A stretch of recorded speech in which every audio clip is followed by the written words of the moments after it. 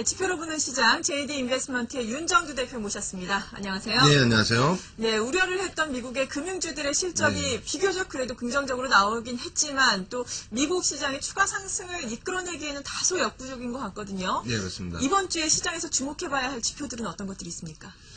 일단 그 미국에서의 금융주들의 실적 예상치를 넘어섰다. 하지만 그 시장 컨센서스가 그 전에 나와 있던 컨센서스예요. 예. 그리고 이제 아무래도 정부에서 나서서 오히려 이제 그 분식 회계 아니냐라는 얘기까지 나올 정도로 사실 정상적인 그 회계 방식은 아니었다 이렇게 말씀드릴 수 있겠습니다. 어쨌든 그 웰스파고 이후에 금융주들의 실적 지속적으로 개선됐습니다만 미국 증시를 추가적으로 상승을 이끄는 데는 실패를 했고요. 이번 주 같은 경우에도 뭐 굵직굵직한 기업들의 실적이 있는데 아무래도 이제 그 금융주들 실적 발표가 막바지에 다다르고 있기 때문에 여타 이제 비금융주들에 대한 실적에 대해서도 역시 상당히 좀 주의를 갖고 관심을 갖고 보셔야 될 것 같습니다. 일단 오늘 저녁부터 해서 나오는 그 실적 발표 기업들 한번 쭉 가지고 나와봤는데요. 네. 표를 놓고 보시게 되면은 글씨가 작아서 잘 안 보이실 겁니다. 좀 빠르게 넘어갈 텐데 오늘 이제 뱅크 오브 아메리카의 기업 실적 발표가 있고 그리고 이제 IBM도 실적 발표가 있습니다. 내일 같은 경우가 이제 AMD 그리고 21일 같은 경우에도 역시 주요 기업들 몰려 있는데 이제 코카콜라 같은 경우 21일 날 발표가 되고요.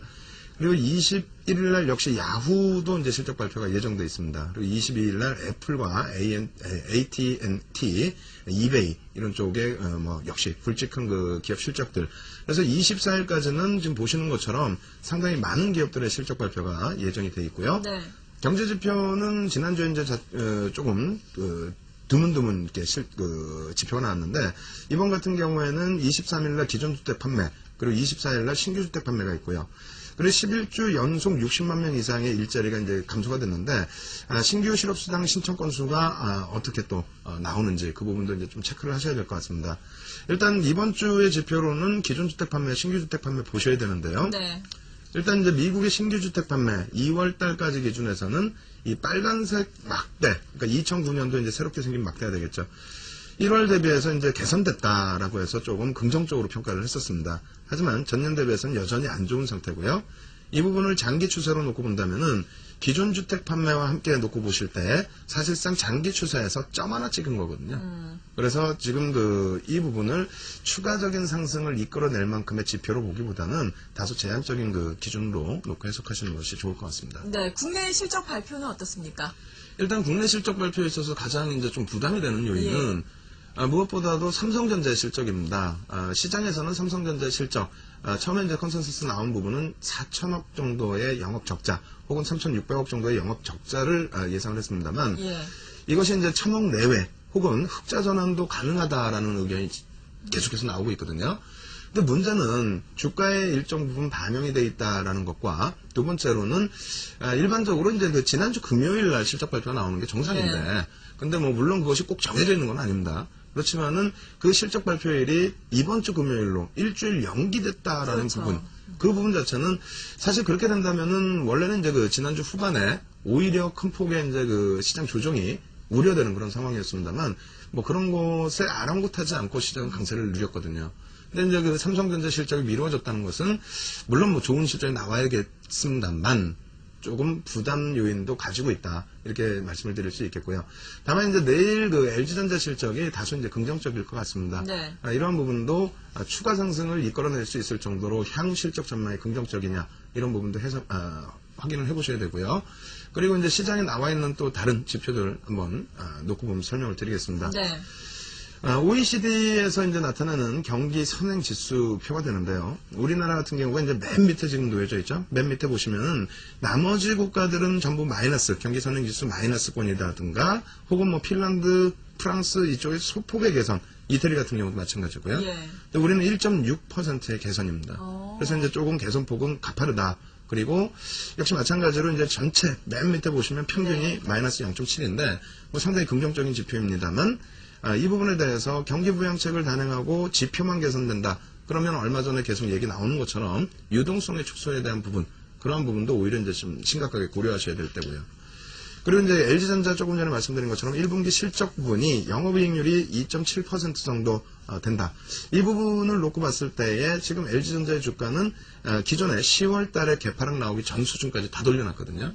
그렇게 놓고 본다면은 지금의 영업이익을 가지고 시장이라든가 시장이 뭐 1,500, 1,700 혹은 LG전자가 지금 가격 대비해서 월등하게 더 끌어올려질 수 있느냐. 그렇지 못하다는 거죠. 물론 실적은 굉장히 긍정적으로 추출되어 있습니다만 그것을 그 시장 상승으로 또 연결시키기에는 다소 부담이 따른다. 이렇게 말씀드리겠고요. 그리고 이제 대만 증시입니다. 네. 대만 증시 같은 경우에 3월 초순부터 해서는 뭐 국내 증시와 거의 뭐 상승률도 비슷하고 그렇죠. 추세도 굉장히 비슷했는데요. 네. 지난 금요일 날 4%의 하락이 연출이 됐죠. 4% 하락 기준에서는 일단은 그 중국 관련된 부동산, 네. 그 대만의 부동산 쪽에 중국 관련된 펀드에서의 그 투자를 줄이겠다, 하지 않겠다, 뭐 이런 네. 내용을 가지고 이제 급락이 나왔는데, 일단 어찌됐건 대만의 추세, 오늘 오전장보다는 조금 낙폭을 축소하고 강보합권으로 돌려놓긴 했지만, 11선을 좀 이탈시키는 범위에서의 흐름이거든요.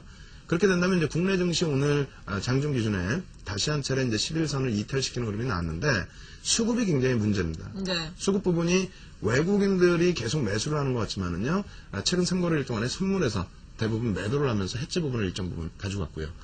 기관들의 또 문제가 있겠죠. 기관들 같은 경우는 뭐 지속적인 매도입니다. 거기에 특히 지금 3월 이후부터 해서는 국민연금, 연기금 쪽에서 1조 7천억 이상의 매도인데 지금 연기금의 투자 비중 자체를 올해 17% 범위에서 플러스 마이너스 7%거든요. 네. 2월 말 기준에 12% 초반 정도 형성을 해놨는데 10% 수준까지 낮춘다는 그런 얘기들이 나오고 있어요.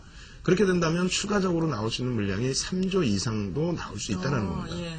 그러면 2005년부터 2007년까지 또 2008년도에 방어했던 양대 산맥, 투신과 연기금 쪽에서 지속적으로 매도하고 있고, 그리고 외국인들이 매수하고 있지만 실질적으로 뭐 2주 전부터 놓고 보면은 개인들에게 또 상당 물량이 떠넘겨져 있거든요. 그 부분을 놓고 봤을 때 그럼 과연 외국인만 놓고 외국인이 사니까 이런 얘기를 할 수 있는 지금 시장 분위기이냐?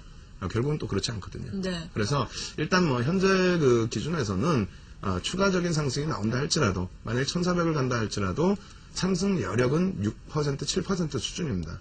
그렇지만 조정을 받게 된다면은 좀 가파라질 수도 있기 때문에 예. 보수적인 전략 말씀을 드리도록 하겠습니다. 네, 보수적인 전략이 필요하다라고 마지막으로 또 말씀해 주셨습니다. 자, 지금까지 제이드 인베스트먼트의 윤정두 대표였습니다. 감사합니다. 네, 감사합니다.